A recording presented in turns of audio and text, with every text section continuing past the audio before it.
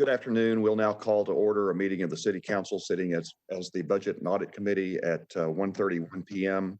In accordance with social distancing guidelines, the City Council Budget and Audit Committee meeting will not be open to the public. Committee members can attend virtually, and the meeting will be streamed live at www.wccc.tv. Members of the public who wished to submit their written comments on a listed agenda item were required to submit their comments by email to the city secretary or by calling the city secretary or staff assistants.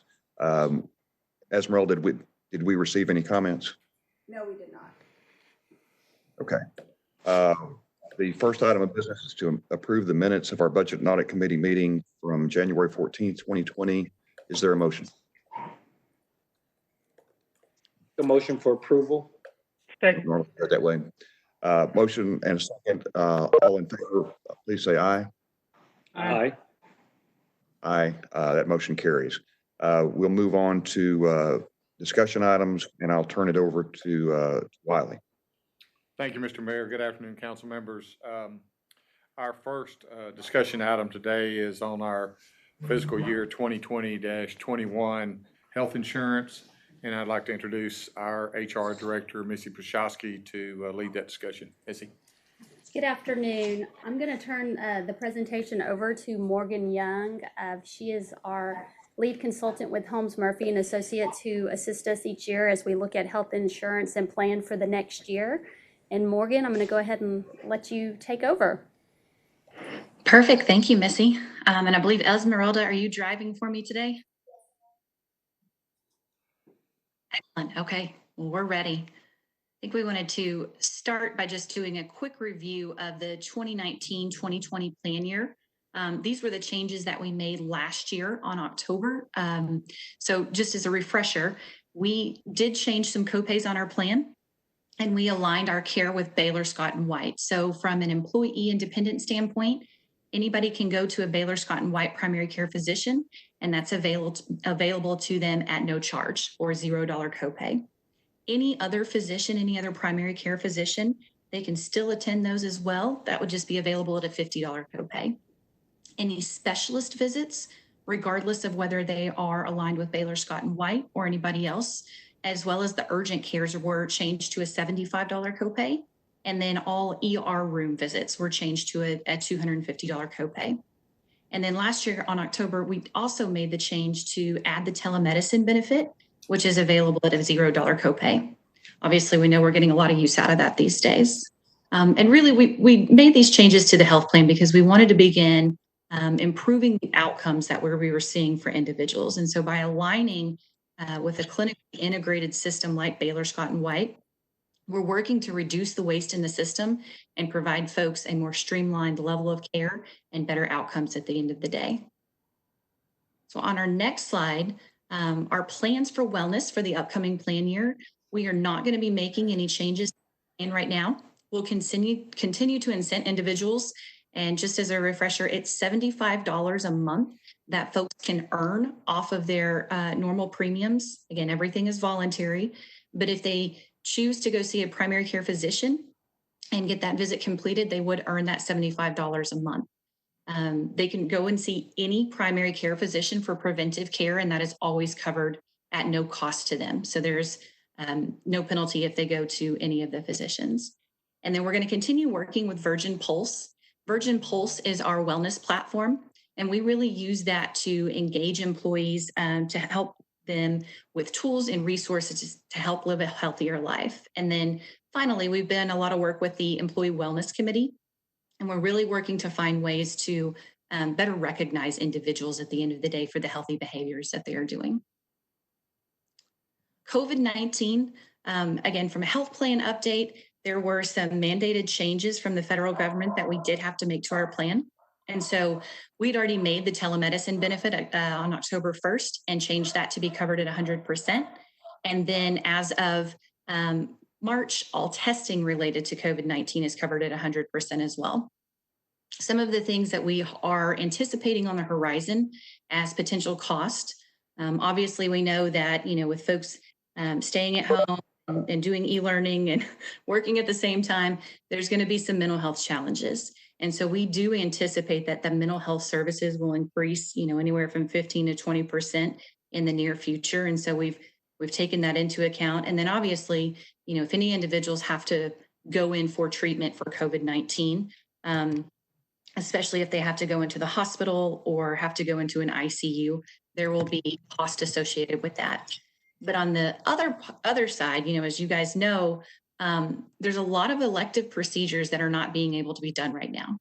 So, for example, knee surgeries, hip surgeries, any back surgeries, anything like that. Those are a large cost typically on our plan, and by deferring those services, we're expecting there to be an overall net reduction in spend for this fiscal year. There are studies out there, obviously we're trying to look into a crystal ball, but there are studies out there that say that obviously not all of those elective procedures are going to be done after this passes. And so we've taken that into account on our projections, and we factored in, some level of those elective procedures coming back onto the plan. But for the most part, a lot of those elective procedures will not be done, and those would be deferred, and you would not see those expenses going into the next fiscal year. So from a medical standpoint, and you'll probably be used to looking at this chart, we've got data going back to June of 15 through March of 2020. And really what this is looking at is your medical claim spend on a per employee per month basis. So over the fullness of time, the city of Waco has run at a 3.6% medical trend. Today, we're estimating medical trend to be about 5 or 6%. And so we're running much better than normal. On a per employee per month basis, currently right now, we're running at $577.63.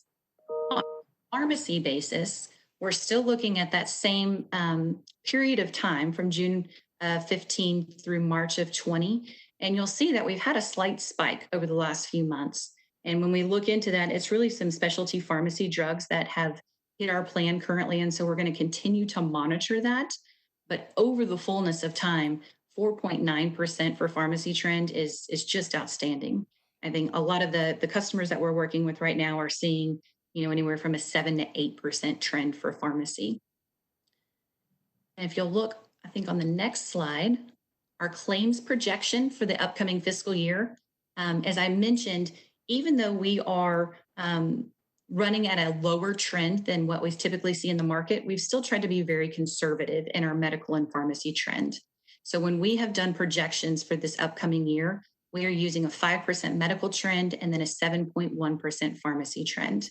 So we're really using a conservative starting point. And so taking all of those factors into account, we are projecting that for the upcoming fiscal year, the funding required would be $63,889. And that concludes the presentation. Are there any questions? Yeah, I have a few. I'll start. Remind me, who provides our telemedicine service? Is that through Baylor Scott and White, or is that just a separate third party? It's through Blue Cross Blue Shield through WebMD. Okay. And so anyone, whether they elect to go through Baylor Scott and White or Providence, can access that, and that's part of the $0 copay. Correct. And I said WebMD. I apologize. I believe it's MD Live. Okay. But yes, anybody can access that at no cost.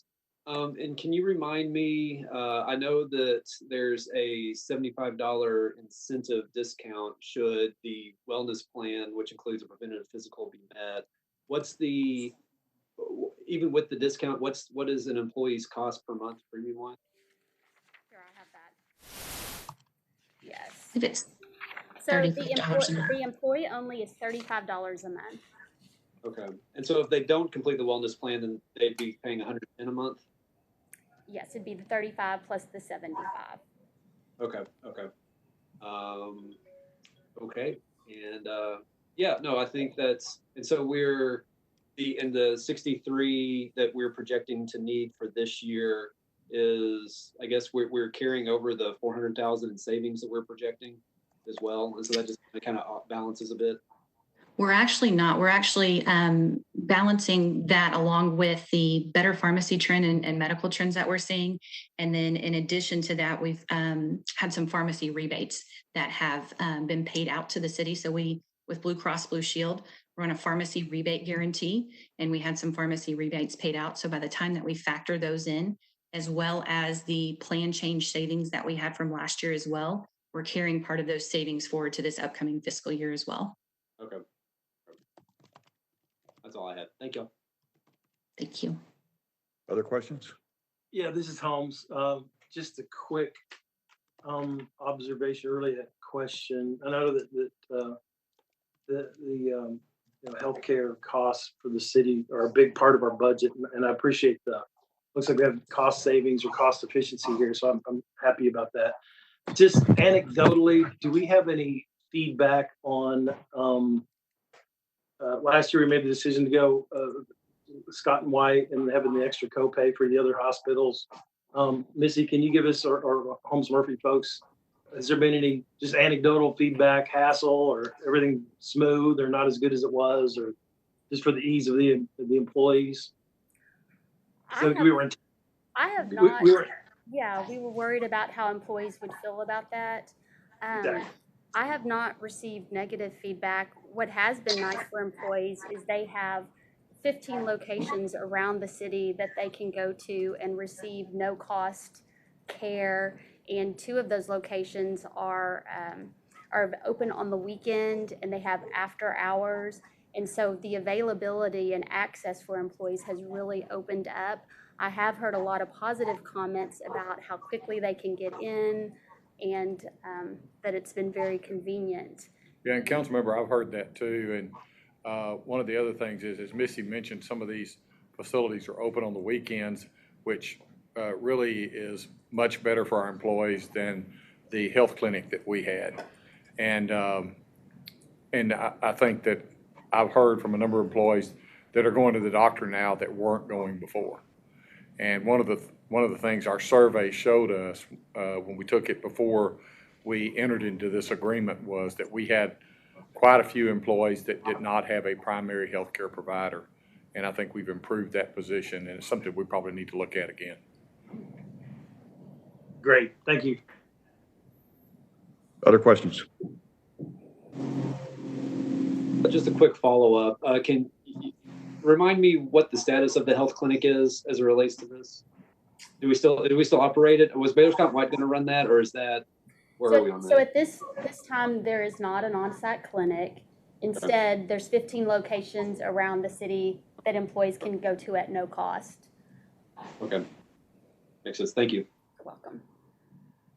And I'd like to add to this that I think that, and I want to thank the city employees, Missy and her team, of course, and Morgan with Holmes Murphy, because I think we've got a really nice solution now that is responsive to our employees' needs. And then our employees have responded really well under this plan.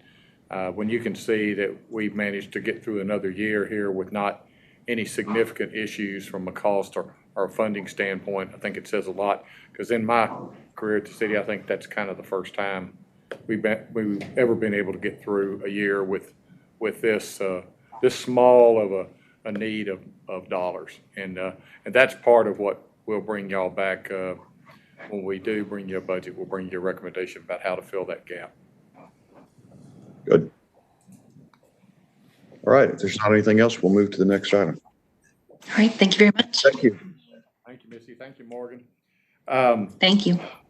The next discussion item is fiscal year 2019-2020 year-end budget and the preliminary fiscal year 2020-2021 budget. I have Isaiah Preza here from our finance department, our new assistant director of finance.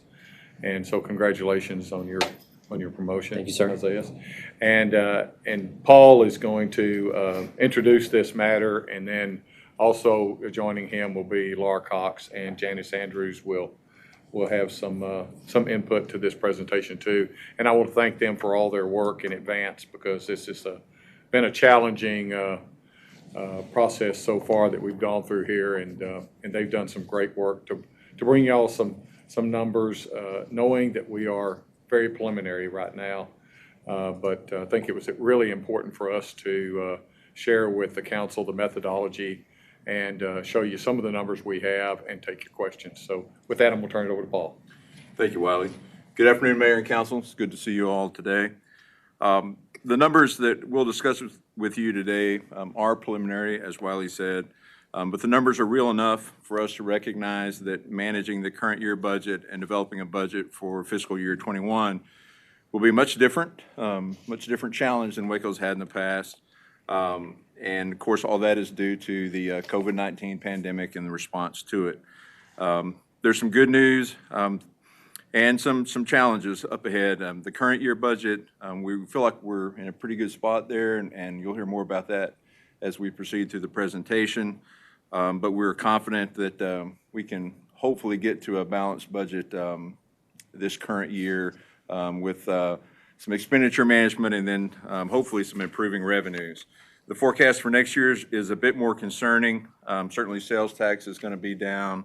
We're somewhat unexpectedly surprised by the information that we got from the McLennan County Appraisal District. Our values are lower than we had experienced in the past in terms of appreciation of the base, and it's also lower than our projections, so that's certainly going to be a challenge for us as we move forward. Property and sales taxes account for about 80% of our operational revenue, and both of those are going to be down. We'll talk a little bit about assignments and the fund balance as well at the end of the presentation. And again, all this information is preliminary, but it's enough that we wanted to get this in front of you so that you can see some of the challenges that we're facing ahead. Certainly, we want to thank the council for your commitment to conservative financial management and your involvement in the process and identification of the priorities and goals for the city, which will guide staff in the development of the budget. And as Wiley said, I want to thank the financial team. They've done a lot of work, as well as our directors had to do some contingency planning for COVID at the same time they were developing their departmental requests. So I want to thank them. And there's more work ahead for all of us, but want to commend them as well. So at this point, I will turn it over to Laura, and she'll walk us through a couple of slides. Then Isaiah will take over for the bulk of the presentation. Yes, thank you, Paul, and I want to echo what he said. Thank you to your guidance for keeping us financially conservative. It has definitely paid dividends as we have gone through this process. Today, various team members will address the following topics as they relate to the FY 2021 budget. I will review the key dates related to this year's budget process. Then Janice Andrews will address property taxes. Isaiah Preza will then speak to sales taxes, other general fund revenues and expenses, and then we'll return to Paul Kane, who will wrap up with an overview of the general fund balance and assigned fund balance. So before you, the bones of the key dates have not changed significantly from what we have done in the last several years. We will file the budget the Friday prior to the second council meeting in July. The budget will then be presented at that council meeting on Tuesday, July 21st. As in prior years, the appraisal district will certify the tax roll by July 25th, and that will be followed by a presentation on the certified tax roll at the council meeting on August 4th. Then, a week later, at the Budget and Audit Committee meeting on August 11th, we will discuss the updates made to the proposed budget based on that certified tax roll that we received. And on August 18th, at the council meeting, we will hold the public hearing on the budget and include a resolution for your consideration to adopt the budget. The change in the key dates relate to the public hearing and adoption of the tax rate. Prior to the 2019 legislative session, 2 public hearings were required if we were going to adopt a tax rate that was above the effective tax rate, or as it is now called, the no new revenue tax rate. The new code requires only 1 public hearing, and the tax rate can then be adopted at that same meeting where previously it could not be. So as a result of these changes, we're planning for the public hearing and ordinance to adopt the tax rate for your consideration at the September 1st, 2020 meeting. And if there are no questions on that, at this point, I will turn it over to Janice Andrews for the discussion on property taxes. Just, this is Holmes again. One quick observation on the schedule. When will, I know it seems like we're obviously with the pandemic and everything, I think we're behind on, at least from the council perspective, on the review process for the budget. And I just wanted to make sure, because we haven't had a budget and audit meeting, I think since January, I believe. So I want to make sure that I think we need to maintain some flexibility as a council with maybe more frequent meetings here between now and July 17th. Because this is going to be an important budget that we all put together. And there's going to be a lot of probably more changes since I've been on council as far as doing projections with the resources that we have, as Paul laid out. And it seems like we're a little, I would submit we are behind where we have been historically. I just want to make sure that we make this a priority here as we figure this out, and have to have it submitted here in 60 days, it looks like.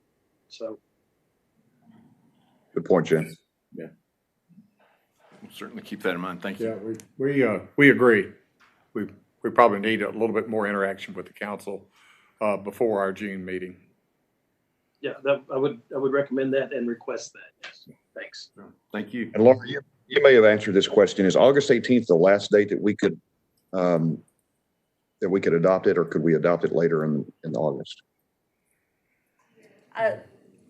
I believe we can adopt it later in August. Let me check that for you before I answer in the affirmative. Okay. I failed to mention that we had great assistance from the legal department to make sure that we had everything as we needed to follow the codes. So I would definitely want to consult with them to verify if we could have that public hearing later. Okay. The reason I'm asking is if we end up having the ability to have an August election, I would want the new council members to have a little bit of time there to get to work on this before we voted on it, before they voted on it. Yes, sir.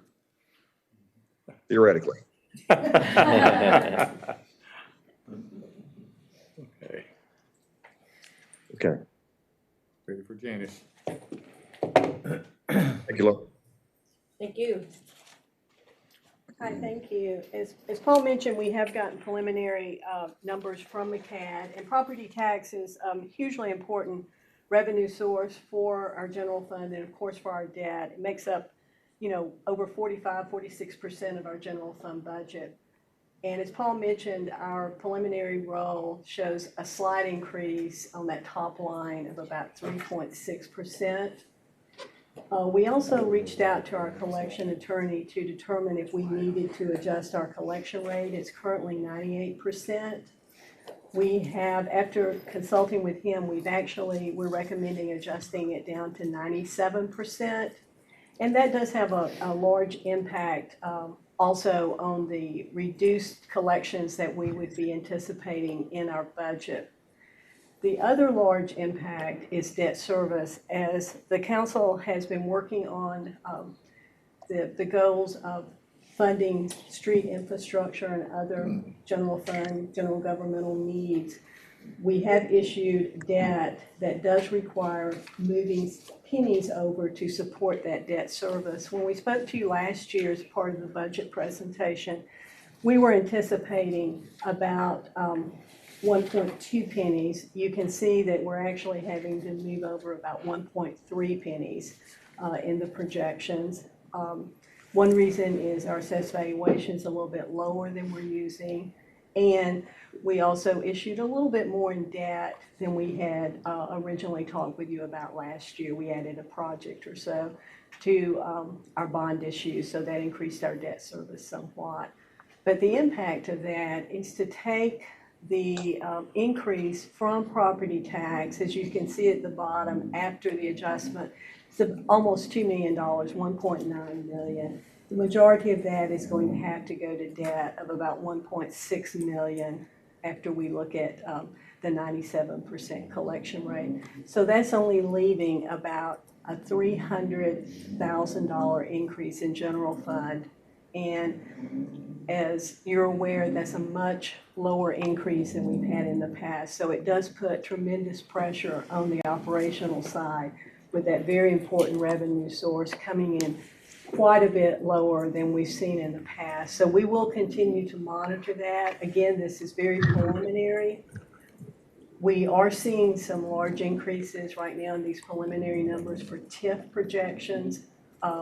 We've also been told to be prepared for protest valuations. Those should be higher. We do have some, our projection is increased, has been decreased for some estimates on protest. And we also don't think all the exemptions are in, so that could have a large impact on us also. So again, these are very preliminary numbers, and we are doing our budget projections at this point in time, and we'll be continuing to modify those as we continue to get revised numbers in on the property tax.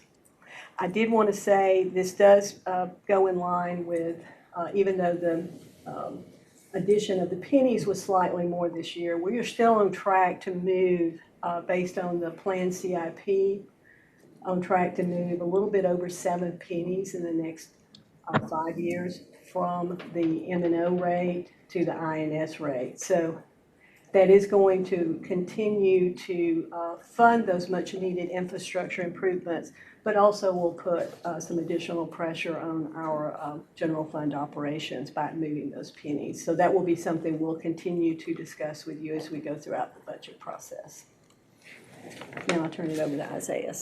Hey, Janice, real quick, just making sure those prescribed kind of move from O&M to INS over the next few years. Is that for already committed existing debt service, or is that contemplating the additional CIP that we're going to be looking at as well? It does have the additional CIP.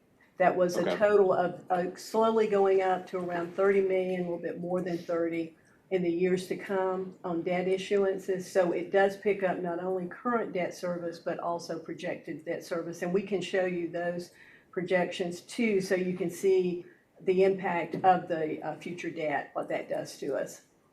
Yeah, if you don't mind getting us that, I mean, I don't have it here in front of me, but the list of the CIP and the projected project, how that impacts, yeah, that would be helpful. Yes, sir. Thank you. Hey, Janice, this is Hector. I know you said these numbers are preliminary, but if you had to guess, and I don't even know if you have this information, but if you had to guess the error value, you know, which way we could go forth and back by percentage, what would you say that error percentage would be? I would say I really don't have enough information to make that guess at this point. Okay. I think it's certainly subject to a lot of change. And again, a lot of, I think the business valuations have not been submitted yet. So there certainly is potential. And as we said, we feel like the exemptions are not all have not all been taken account for too at this point. Okay. Thank you. Janice, before we go on, did you say that the projections reflective of any protest? I mean, was there an assumption of any of what that number could be when these projections were made? There was actually McCAD provided to all of the entities a reduction, just a reduction that they recommended we consider. So we have considered that in the numbers we're presenting to you based on their recommendation. Oh. Okay, thank you.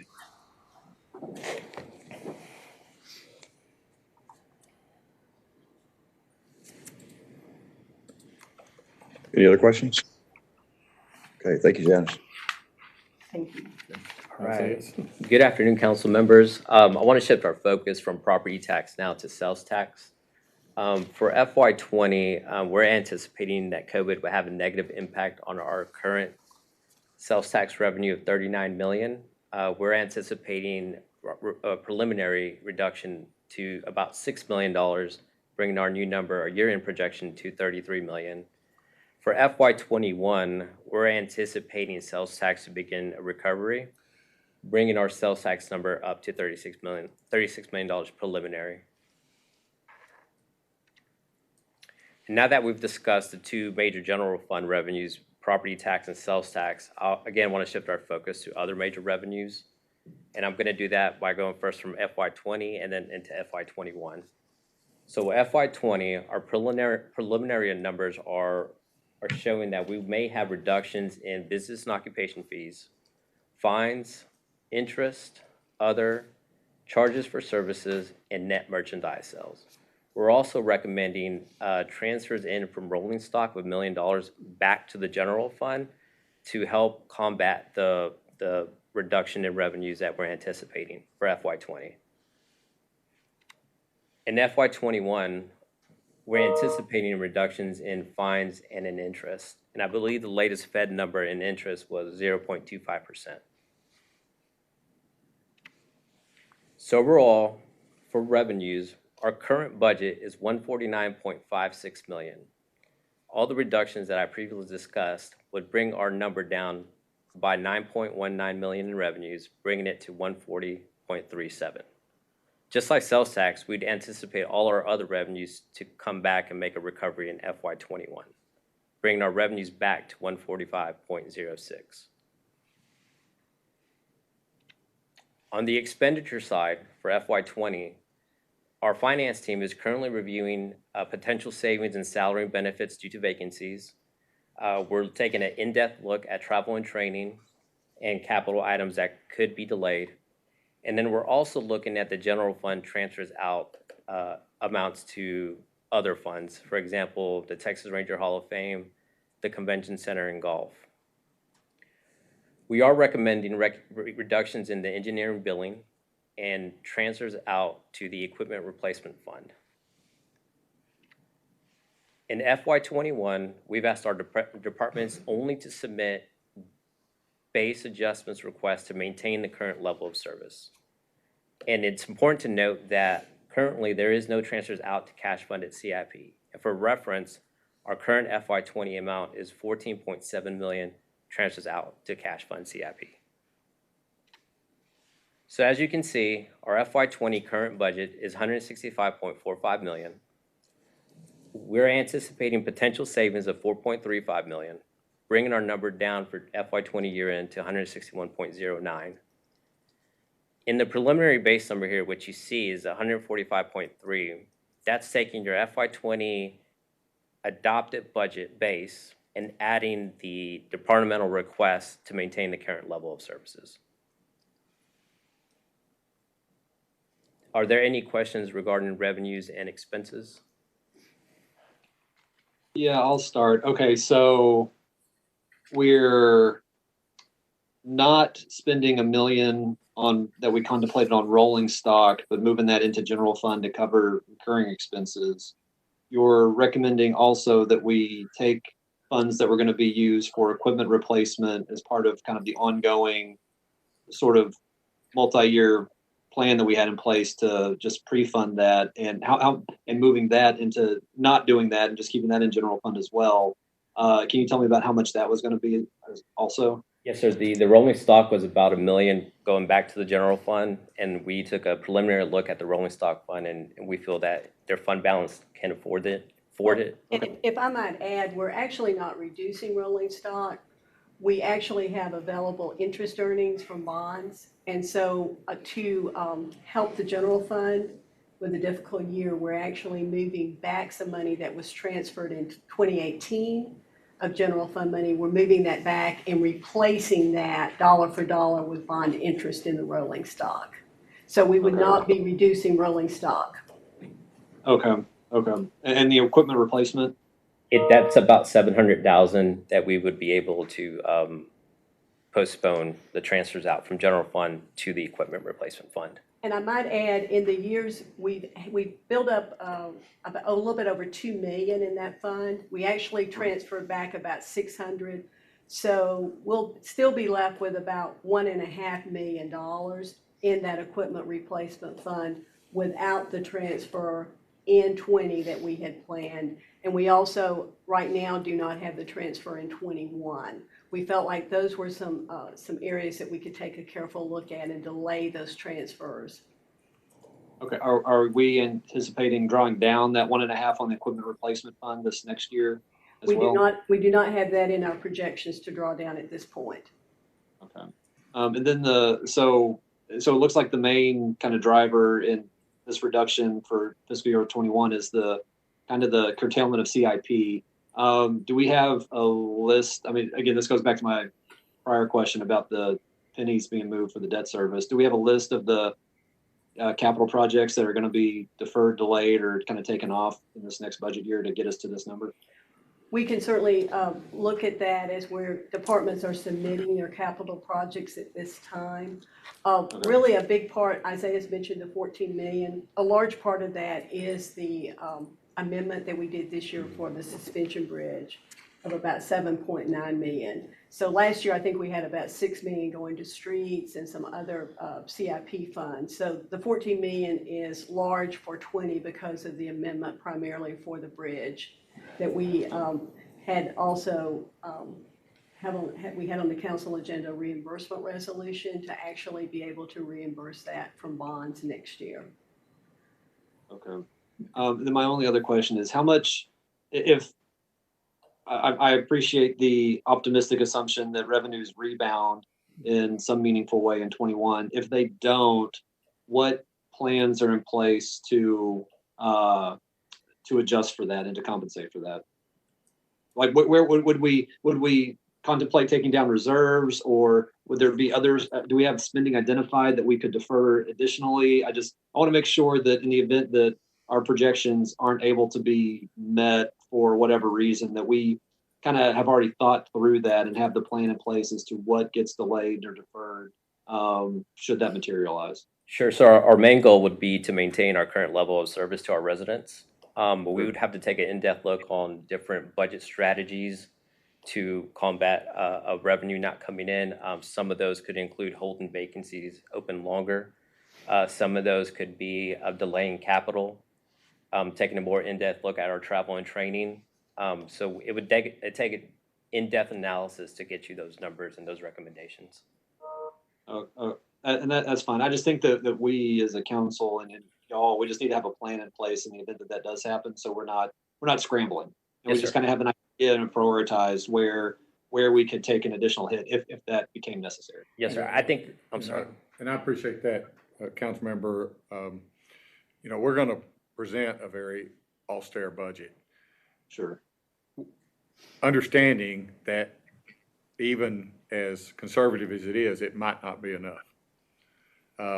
And I think that we have a number of, Isaiah's talked a little bit about some of them, but a number of considerations we can take to reduce that budget even further if we have to. But the most important thing for us is to stay ahead of monitoring the revenues so that we can start adjusting really kind of before we need to. And that's the key for me, is that this budget is going to be, we're preparing, I guess, the most conservative approach, hoping that those revenues come back and we can adjust and pick up some things that are council priorities. But we are taking the most conservative approach. And, over the years, we have a number of things that we can do to reduce a budget. Isaiah's mentioned a few of them, and there's some others. There's always discretionary spending in there we can take a look at, but we'll be wrapping that around your priorities and having continued discussions with the council if we have to do that. Okay, yeah, and I understand and I appreciate that, and we've taken a conservative tack, for the last several years, which is why I think we actually have a bit of flexibility this year, and that's a commendation to you guys and all the work y'all have done. I just want to make sure I know we're thinking through it. I just think it'll be helpful for us to see the kind of get the benefit of your thinking and, particularly on the CIP and some other things, just kind of what we thought we were going to be able to do that we're not, just so we can have an understanding of how, just what that tangible impact looks like, not just the dollars, but the actual kind of projects and the things that we're not going to be able to do that we would have liked to have done otherwise. Yes, sir. And I think the next month of activity, especially when we get the sales tax payment, is going to tell us a lot about the future. Okay, I agree. This is Holmes. I'll just follow on what Johnny said there about, it seems, I appreciate the optimism here, but when we're blending the 39 in and going down to the 33 on sales tax, based on kind of what we've seen, I guess, in March, it still seems optimistic for us to pop back to the 36. To me, anyway, just at first glance, it seems. Again, I feel like we're going to have a great rebound, and I'm a big, proponent of let's get back to where we were. But I hope that what I'm looking at, the 13222, the departmental, we've got some room in that, particularly as Isaiah said there, I think it was Isaiah, for the next 2 months. I guess we get some visibility of April and May before we finalize this thing too, so we can maybe sharpen up that sales tax projection. But let's think. And again, I agree with John. I appreciate you guys thinking through this. I know you've sharpened your pencil and are trying to be as conservative as possible, but I still think I feel like we need to maybe temper the optimistic growth. And again, I think we'll have a good rebound, but I'd rather budget towards a very conservative number here and be pleasantly surprised than outstrip ourselves on the sales tax revenue and then try to figure out what. But anyway, I know you guys have thought through it, but as we go through these next couple months, that's what I really want to focus on, is what are we seeing in the trailing April, May, and how are we infusing that into our budget for 2021, and let's just be realistic on it. Councilmember, if I might, with regard to sales taxes, those are very good points, and we're all trying to make the best educated guess we can.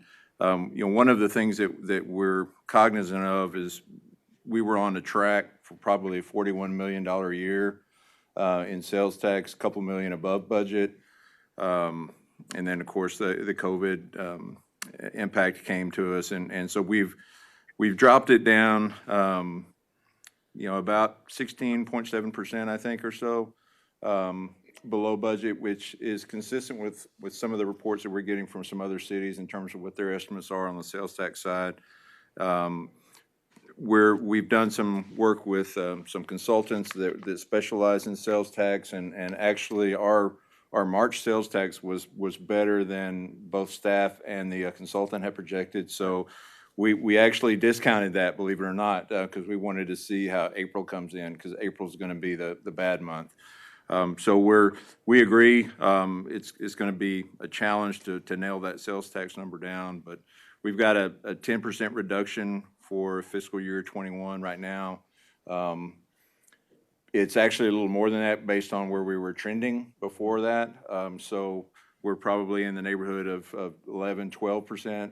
If you look at where we were trending before COVID. So again, those numbers may not be right, but we feel like they're fairly practical, and we talked about being optimistic, and I think maybe the thought when we say that was, with some pretty conservative estimates, we're still fairly close to having a balanced budget, and so from that standpoint, we're optimistic that even with those pretty significant impacts in both the current year end and then next year's budget, that we'll be able to have a balanced budget without having to get into fund balance a whole lot. So that's where our optimism comes from, council member.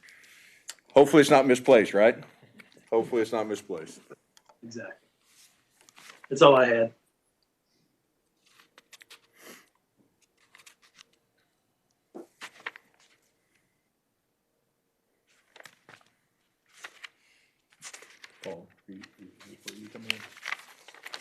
So we wanted to, of course, the question that comes to all of this is, how will we finish the year, and what will be the impact on our fund balance? And you see in the middle column under fiscal year 20 budget, that's the current budget, and of course we had a balanced budget with some planned drawdown from fund balance that you see there, as well as some additional amendments that were approved by council during the year. So we were at a balanced budget.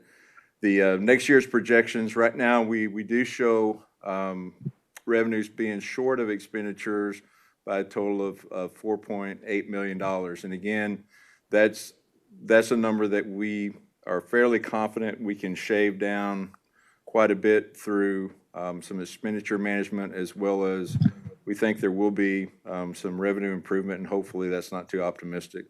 But we went ahead and shown in the numbers below that, taking that 4.8 million out of fund balance in a worst case scenario to show you what happens going forward if we had to absorb that 4.8.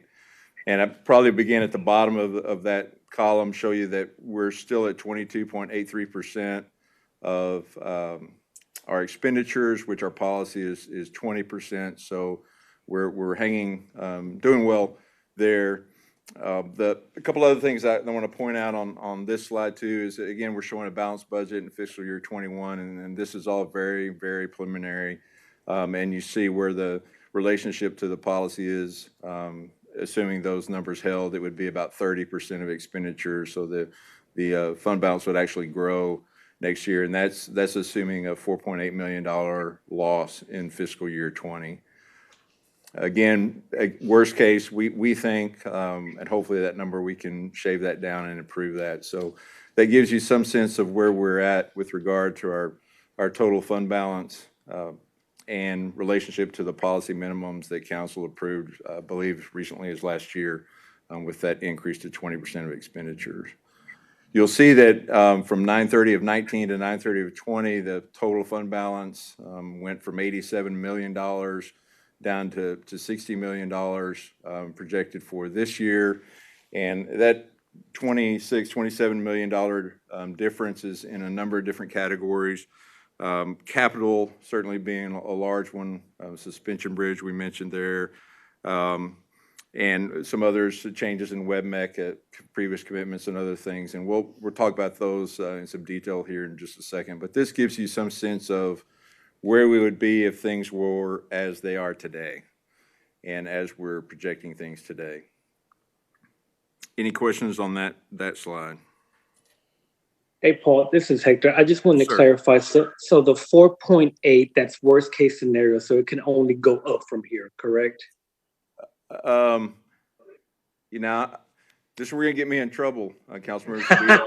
An accountant would say down, and somebody's not an accountant would say up probably, but I'll say that 4.8 will diminish, get smaller, and head towards zero.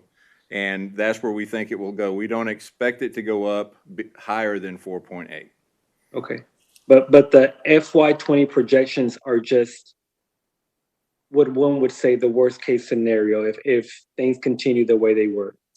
They're based on the very conservative projections that Isaiah's walked through previously with regard to sales tax and property taxes and all the other revenues. Primarily the revenue side is what's down and affecting us to the largest extent. That $9 million drop, essentially. Okay. So of the $9 million, I'm sorry.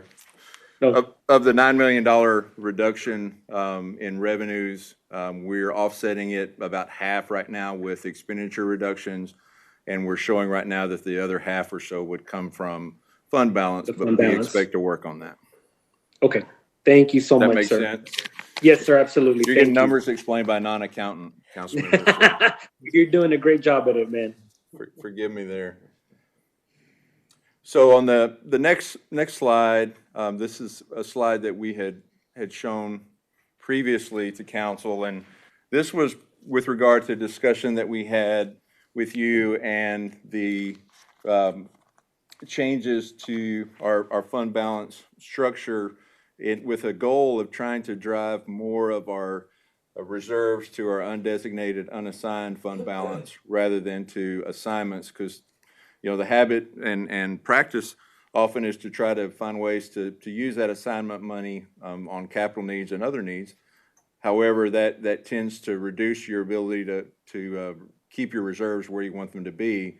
So our goal is to try to shift that money into that undesignated, unassigned column that you see there.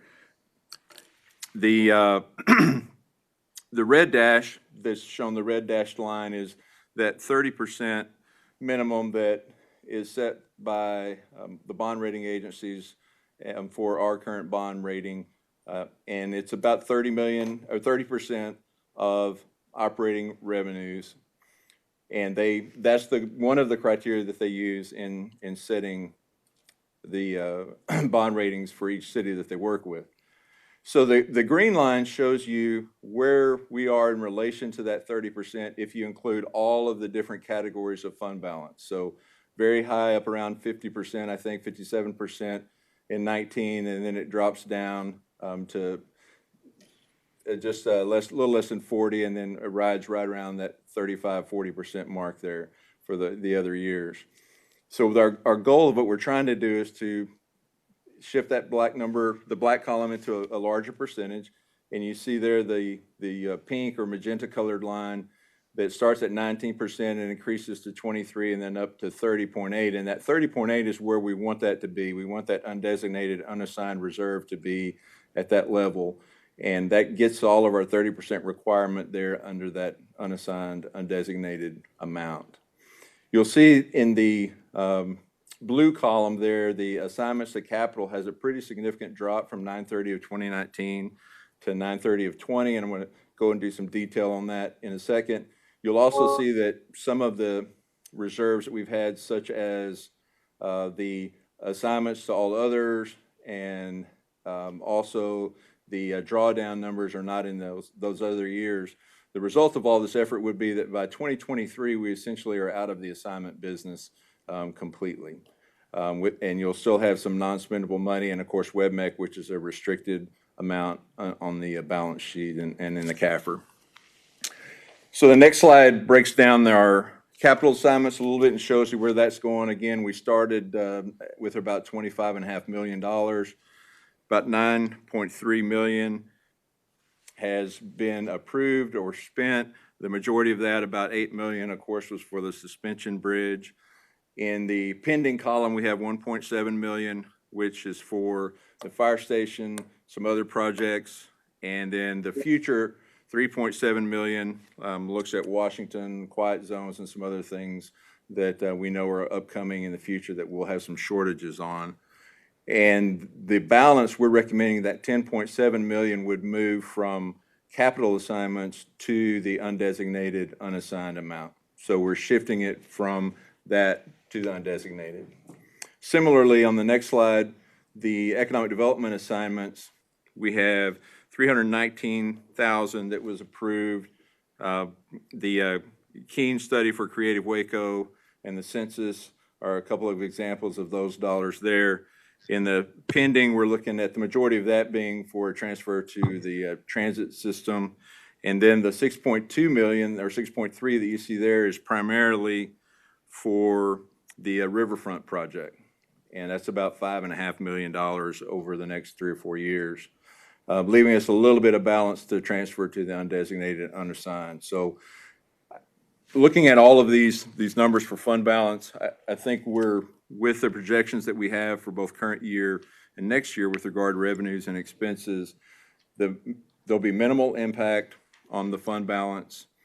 It does not threaten either the council approves policy or the 30% criteria that's established by the bond rating agencies.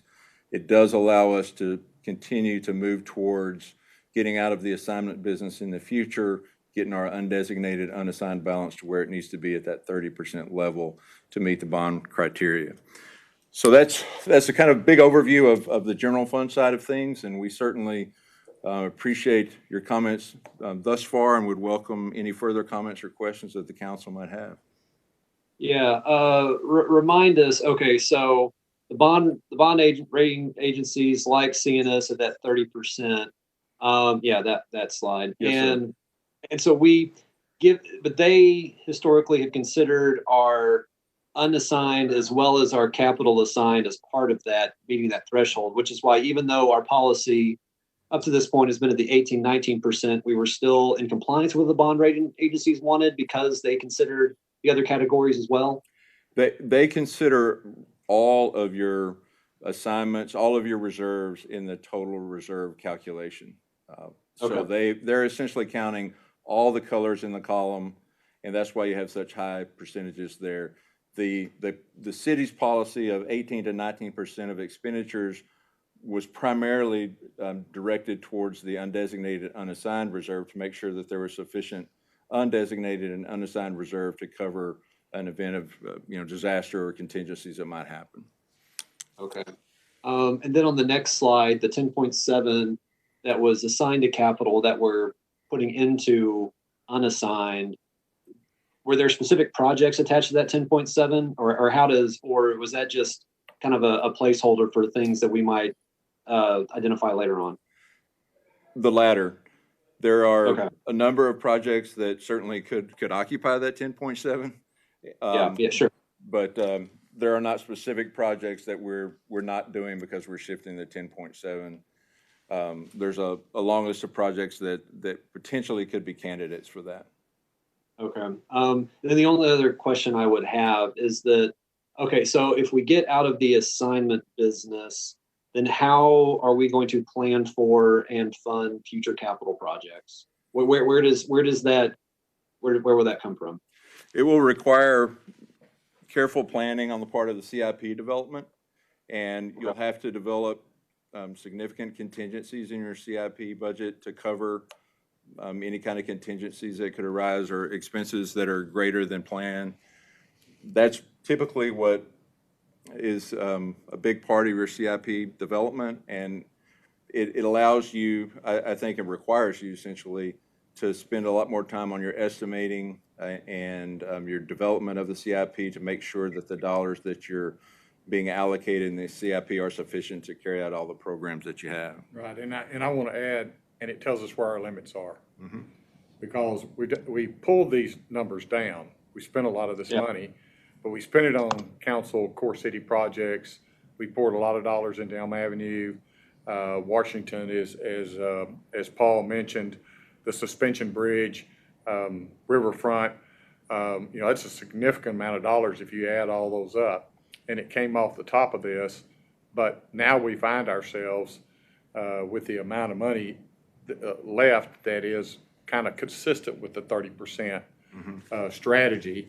And I think it's important to go to the 30% strategy because then we know what the policy is and we can develop our CIP around it.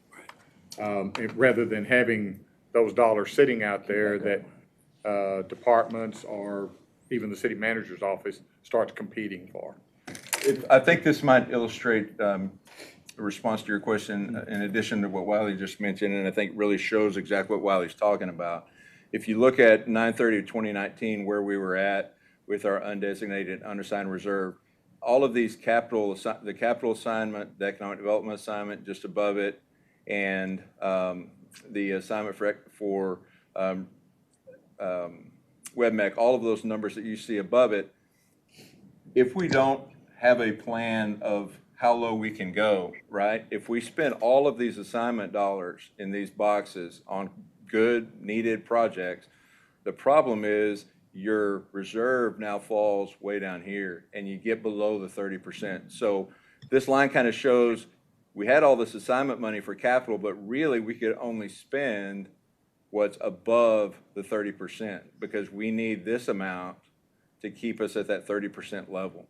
And keep us at a double A plus. And keep us at a double A plus, that's right. So that's part of the challenge when you have these assignment dollars and you say there's 25 million for capital assignments. Really, there's much less than that because you need to keep above that 30% number. So that's the thought of transitioning those assignment dollars into this fund so that you can truly see what your above the 30% line is and what you have available to spend. Does that make sense, Councilmember? No, it does, and that's why I'm glad you kind of drew attention to that. Just because for us, I think we need to recognize that this really does represent a fairly significant policy shift, and takes away a decent bit of flexibility in terms of what we can fund and kind of how that looks going forward. Like you said, we're going to have to be much more deliberate and purposeful in our estimates and the plans that we have for our capital projects going forward. So I want to make sure that we're understanding kind of what this, I agree with this and I see the rationale behind it and I'm supportive of it, but I just, over the next few years, in terms of our capital planning may not the actual projects may, not necessarily budgetary wise, with the pandemic issues, there's issues obviously, but in general, our capital schedule may not be necessarily affected by this change, but our flexibility and the I don't know, and the bandwidth we have may be affected some. So I just want to make sure we're aware of that, because this is a pretty big shift, and we are going to have to be a lot more deliberate in our capital planning, and we're going to have a lot less flexibility going to this. So I just want to make sure we're all aware of that. Yes, sir. Good point. I think officially it is a big shift, but unofficially, I think it's kind of where we've been. Janice, correct me if I'm wrong. It's kind of where we've been all along, because I think one piece of the puzzle that was missing, certainly for me, was that the bond rating agencies were looking at all of this balance. And they were looking at it one way and we were looking at it another way, and we need to bring those two ways together. Right. And that's what we're proposing to do here. Well said. No, you're absolutely correct. We did have to carefully watch, even though we've had those assignments. Last year, we closed the year with about 40 million in assignments, but in reality, all of that was not available to spend, because it would have brought down our reserves in such a significant amount that it could have negatively impacted the way the rating folks look at us. So I think to have a true target number that we can work with will be better in the future. Okay. Still, and I think I had this observation when we looked at this in council a couple weeks ago. It still seems somewhat of some semantics here, because it seems like I don't know if you could look in past years on assigned and unassigned, and it seems like that's been, in that 30% range is my recollection. But whether it's blue or black, okay, I'm trying to think here now where it becomes all unassigned.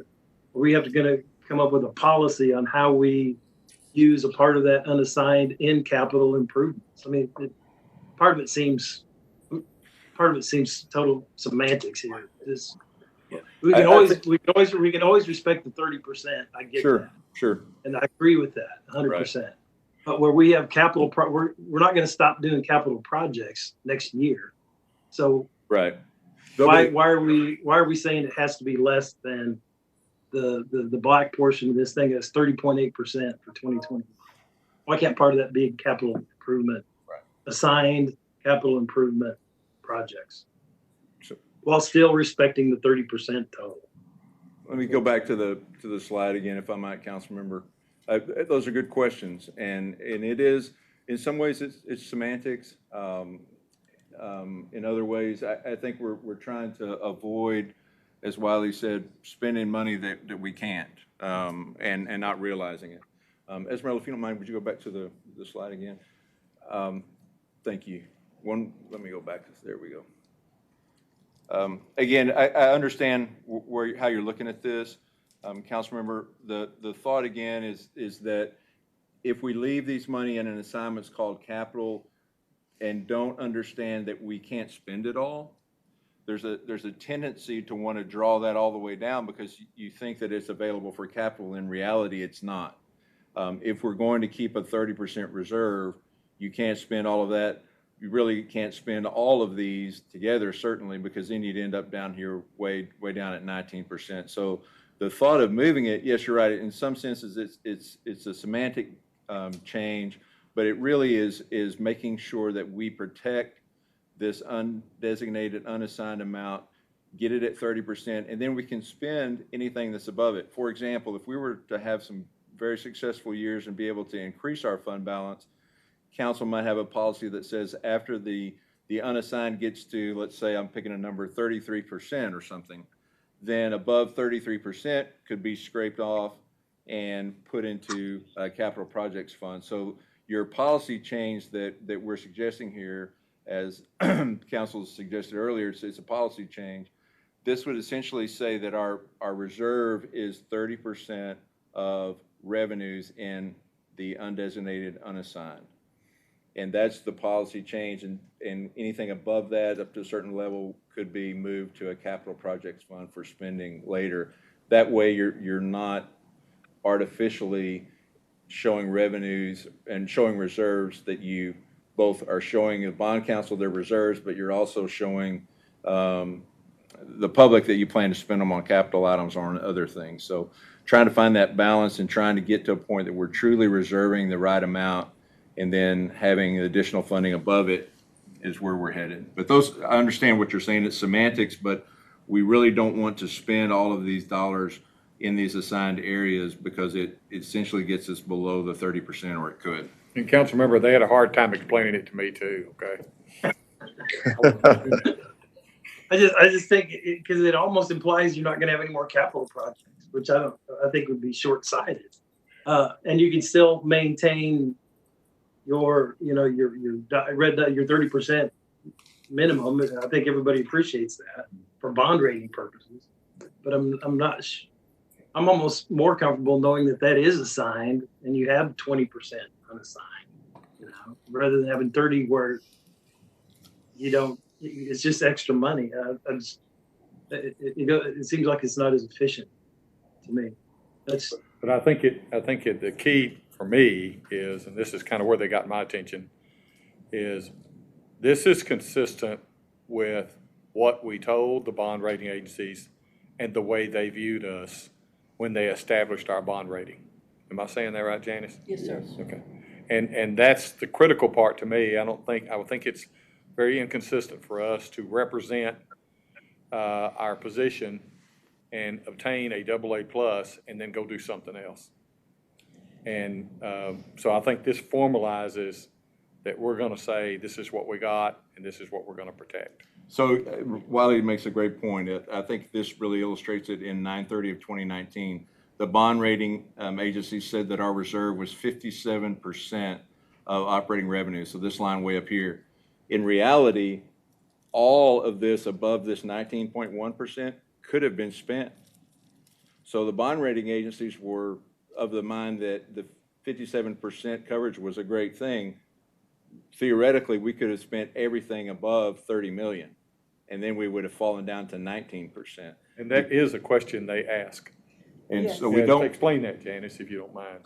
Yes, every year as part of our discussion with the rating agencies, they have several questions on the assignments, what our plan is to draw those down, and how we plan to draw those down. So they have come to the mindset that those are going to remain for almost fully intact. We do tell them we're planning to draw down some each year, and we do explain that to them. But they have come to anticipate that we are carrying a much larger fund balance than our 20% goal that we talk about with unassigned, because they're anticipating when they come back and look at us the next year that we're still going to have a strong number in those assignments that they're going to count as part of our reserves, just like they do the unassigned. For them, there's no difference in them as far as they're concerned. Would the bonding agencies have any, I don't know what the word is, understanding that given the situation that every municipality in the country is finding themselves in, that dipping down might be necessary, and therefore that doesn't necessarily mean that fiscal irresponsibility or even an inconsistent approach than what we've represented previously, but rather acting out of the situation that we find ourselves in. Yes, and we do plan to have an interim discussion with our rating agencies before the end of the fiscal year. We're working with Drew Masterson, our financial advisor, and we will actually reach out to them and tell them after we get another month or so of revenue in, we're actually going to report our position to them. We're going to talk to them about the drawdown that we've done for some major capital projects, such as a bridge that we had not anticipated having to do. And then we'll talk about our plan to reimburse that. So we plan to have a full conversation with them and not wait until at the time of the bond sale to talk with them, because you're right, I think a lot of other municipal governments will also be looking at the impact of reduced revenues and what that does to their reserves. And we want to be very proactive in reaching out to them and discussing where we are and what our plans are to manage our fund balance going forward. Councilmember Meek, I would just quickly add that financial management and oversight and your financial policies are a significant part of your bond rating as well. And if during the COVID crisis we can show that we are not having to tap into our fund balance to fund our operations either this year or next, and we are taking steps to ensure that the reserves are truly reserves that can't be expended, and we're able to do all that in a challenging time. That's a great story to tell the bond rating agencies. If we can pull all that off, I think that's a great story to tell, and it certainly shows the strength of the financial management here in Waco and the council's commitment to it. Strengthens our hold on that rating. It does. I wanted to just ask a quick question. And this goes a little bit off of what Councilmember Meek was asking, but it seems that from 2019 to 2020, we moved 4% to unassigned balance, but from 20 to 21, we're moving almost 8%. Does it feel like we're being a little bit too aggressive to do that in a matter of years' time? The largest component of that, Councilmember Sabito, is the reimbursement of the suspension bridge dollars. When we sell bonds next year, the plan was to put that back essentially into our reserves, and so that's the biggest change. If we're able to do that. If we're able to sell that much in bonds, that's right. But that's why you see that large jump there. It's about $8 million. Sure. Okay. Thank you. Yes, sir.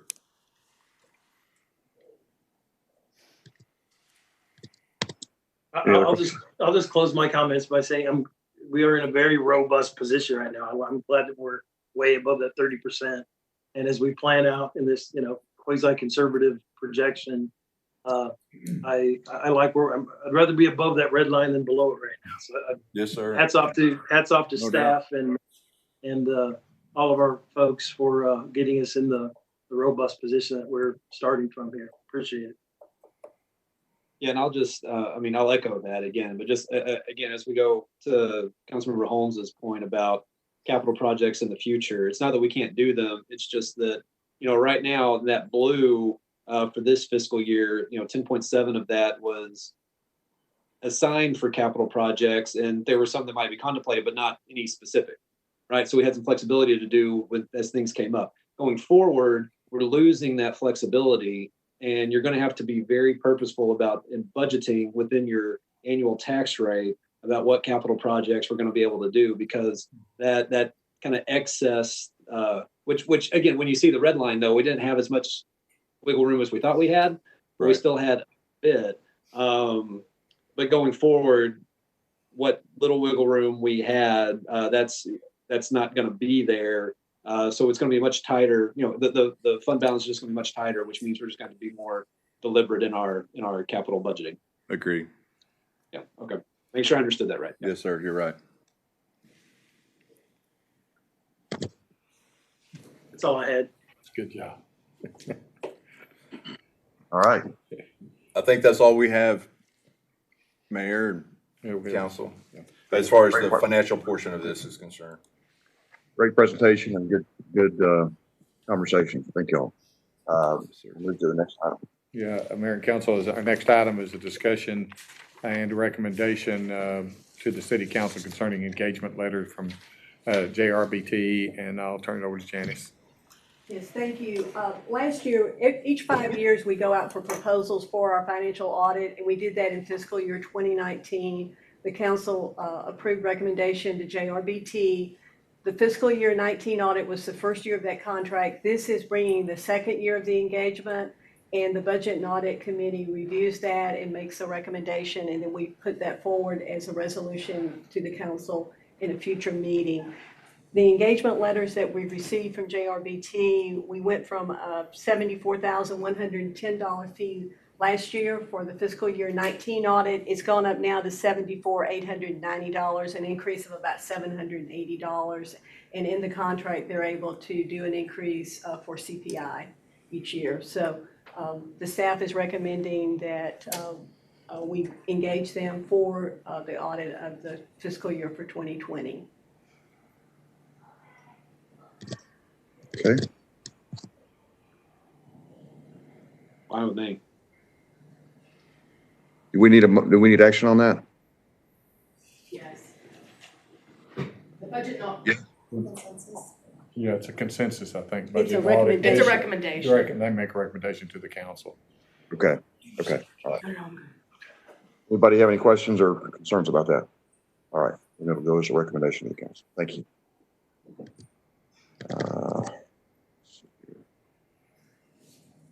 All right, are there any requests for future agenda items? Hey, Mayor, I wanted to agree with Councilmember Holmes. I feel kind of like I want more information on the budget. So if it means us meeting more between now and the next budget meeting in June, I definitely would recommend that. And so I would like staff to possibly, or I would like to encourage staff to put a meeting together before then so we can just get more information and really, while they were even finding out if the August 18th date could be pushed back a little later, I think it could help us to do some due diligence and meeting together again. I think it would definitely have to be passed sometime in August. I just don't know to that point. Might be later in August, but so let's talk about that, staff, and see what you think is appropriate to get council more involved in the process at this point. Yes, sir. If you don't mind, I was just looking at the calendar, so we have a council meeting next week. We'd do another budget and audit meeting the following Tuesday. If the council, if we can get everyone scheduled for that, and that would give us some time to get a little bit more numbers. It might not need to be a long meeting, depending on how many adjustments we can make here. But I think it's very, very important because we find ourselves in kind of a unique time here, and the more engagement we can have, that staff can have with the council about this, I think the better budget we'll have and the better understanding we'll have of what that budget will look like and why it has to look that way. Good. Okay, we'll plan on that. That's the 5th. No, we just canceled boards and commissions that day. So yeah, that's good. We'll shoot for the 26th then. Okay. All right. Anything else from anyone? Okay.